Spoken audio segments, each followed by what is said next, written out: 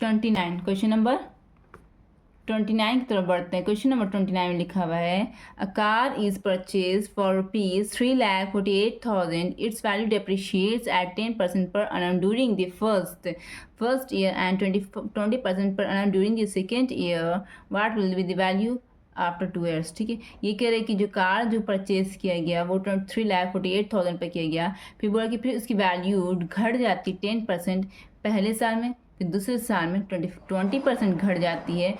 बोल रहा है कि बताइए आपके 2 ईयर के बाद उसका वैल्यू कितना होगा। चलिए ये क्वेश्चन हम लोग कॉल पर ट्राई करते हैं। मोस्ट ऑफ द क्वेश्चन सब सेम ही है ना।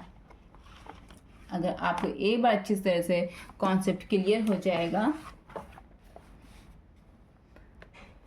तो आप इजीली हर क्वेश्चन को सॉल्व कर पाएंगे। तो क्वेश्चन नंबर कितना है यहाँ पर, क्वेश्चन नंबर 29, ये क्वेश्चन नंबर 29 बना रहे थे। यहाँ पर प्रिंसिपल क्या दिया, प्रिंसिपल यहाँ पर दिया हुआ है 3,48,000, यही दिया हुआ है ना। हाँ, और यहाँ पर रेट दिया हुआ है। ठीक है, यहाँ पर फर्स्ट ईयर, यहाँ पे क्या लिखिए पहले फर्स्ट ईयर, यहाँ पे क्या लिखिए सेकेंड ईयर। ठीक है, फर्स्ट ईयर के लिए R1, सेकेंड ईयर के लिए R2, यही हो ना। R1 क्या है फर्स्ट ईयर के लिए 10%, ये इंक्रीज कर रहा है डिक्रीज कर रहा है, डिक्रीज कर रहा है। सेकेंड ईयर के लिए R2 क्या है 20%, ये इंक्रीज कर रहा है डिक्रीज कर रहा है, डिक्रीज कर रहा है। ठीक है, ये डिक्रीज कर रहा है। तो यहाँ अमाउंट क्या हो जाएगा, अमाउंट नेक्स्ट पेज में हम लोग ट्राई करते हैं।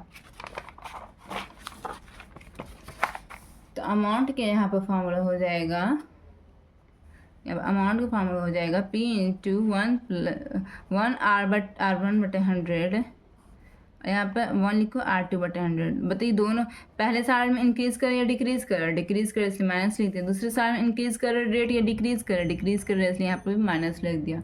समझ में आया आपको कि माइनस और प्लस का साइन हम कैसे पुट कर रहे हैं। अब प्रिंसिपल का वैल्यू क्या है यहाँ पर, अकॉर्डिंगली वैल्यू पुट करते जाइए। ठीक है, प्रिंसिपल का वैल्यू यहाँ पर है 3,48,000, यही है ना। 1 माइनस R1 का वैल्यू यहाँ पर है 10%, R2 का वैल्यू यहाँ पर है 20%/100, यही है ना। 1 0 से 1 0 कटा, 1 0 से 1 0 कटा, 2 2 2 5 10 करिए यहाँ पर। अब आगे देखते हैं 3,48,000 ये हो गया। अब यहाँ पर 1 माइनस 1/10 इंटू 1 माइनस 1/5 ये हुआ ना। अब आगे देखते हैं यहाँ पर। ठीक है, 3,48,000 10 माइनस 1 क्या हो गया 9/10, मल्टीप्लाई में है ना। यहाँ पे अब कुछ नहीं तो मल्टीप्लाई, यहाँ पे कुछ नहीं तो मल्टीप्लाई। 5 माइनस 1 कितना हो गया 4/5। 1 0 से 1 0 कटा, देखिए 5 से कट रहा 5 5 6 30, 5 45, 5 से 30 0 कट गया।